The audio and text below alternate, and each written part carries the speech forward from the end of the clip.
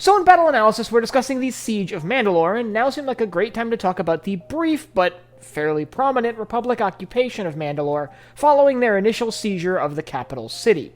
I'm Colin, and this is Sci-Fi Deep Dive.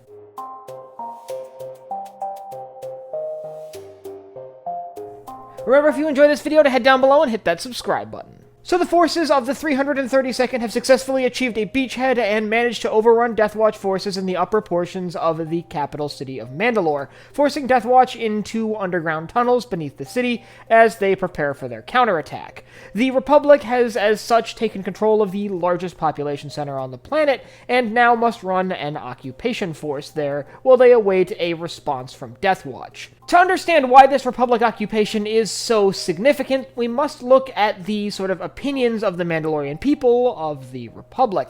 See, the Mandalorians always viewed the Republic as sort of an outside force, and this invasion only solidified that. When Republic forces landed on Mandalore and overran the Death Watch fighters who were claiming to be descendants of Mandalore's warrior past, it left a pretty sour taste in the people's mouths. On top of that, the people of Mandalore had been going through a relatively rough few months, with their planet being seized by crime lords before being liberated by the forces of Death Watch, as their society pretty aggressively shifts from a pacifist society to a very warlike one. So another occupying force rolling in, one that they have clashed with in the past, that being the forces of the Galactic Republic, was not necessarily the most positive occurrence for the people of Mandalore. And now Republic forces had to maintain order on the planet while they awaited the response from Death Watch and hunted down Death Watch leaders in the lower levels of the city. Now, it's worth noting that there were promises made to Mandalorian loyalists and the Night Owls that the Republic forces would withdraw from Mandalore once the battle was over, but there ended up being this weird period in the middle where Republic forces had to remain because the fighting wasn't over, but they had maintained a majority of control of the planet. During this period of time, not knowing who was a Death Watch sympathizer and who could possibly pose a threat to the occupying Republic forces,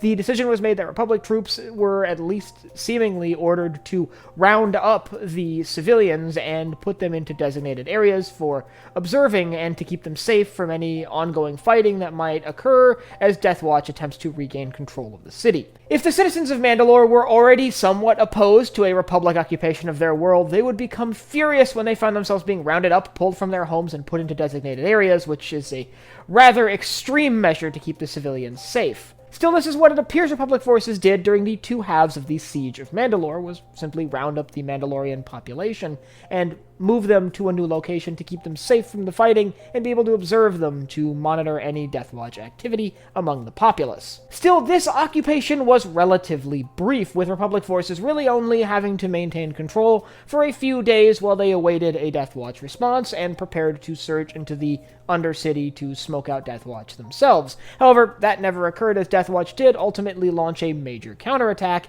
in an effort to retake the city, but that's a discussion for next week's battle analysis. Ultimately, though, the Republic occupation did end as Republic forces withdrew from Mandalore shortly before the declaration of Order 66. However, it is likely that a small peacekeeping force was left on the planet, and this likely caused some strain as the Republic transitioned from the Republic to the Galactic Empire. And we all know how the Empire's relationships with Mandalore were volatile throughout basically the entire reign of the Empire, ultimately culminating in the destruction of Mandalore in what would become known as the Purge of Mandalore. Interestingly, this Republic occupation seems more harsh than other Republic occupations we see across the galaxy, and is a stark, grim piece of foreshadowing for the coming rise of the Galactic Empire, which would treat civilians much like the Republic troops on Mandalore treated the Mandalorians during this brief occupation of Mandalore. Still, this occupation of Mandalore played a pretty big role in the opinions the Mandalorians have of the Republic and the eventual Galactic Empire. But like I mentioned, it was promised to the Mandalorians fighting alongside the Republic forces during the Siege of Mandalore that Republic forces would withdraw from the planet once the battle was won, and there would be no long-term occupation. That would not be the case. Shortly after the Siege of Mandalore, the Galactic Empire rose to power and would soon occupy Mandalore itself. If you'd like to learn about the Imperial occupation of Mandalore and what the next 20 years look like for the planet, I'll leave a link up here to my video breaking down the Imperial occupation of Mandalore. And I'd like you to let me know down in the comments whether you think it was really a wise choice to move the civilians of Mandalore, knowing that they already have some hostile feelings toward the Republic. After all, it does make Republic forces look like kind of the bad guy to pull the native people out of their homes. So, do you think they should have just let them stay in their homes even if that put them in harm's way? Or do you think it's the right choice to move the civilians away from the battlefield, even if it leaves a sour taste in their mouth? And if you have anything else you'd like to see me cover in Star Wars, you can let me know down below in the comments. Last but not least, if you enjoyed this video, head down below, hit the like button, the subscribe button, and the bell icon to get notified when I upload new videos. So for Sci-Fi Deep Dive, I'm Colin, and I will see you next time.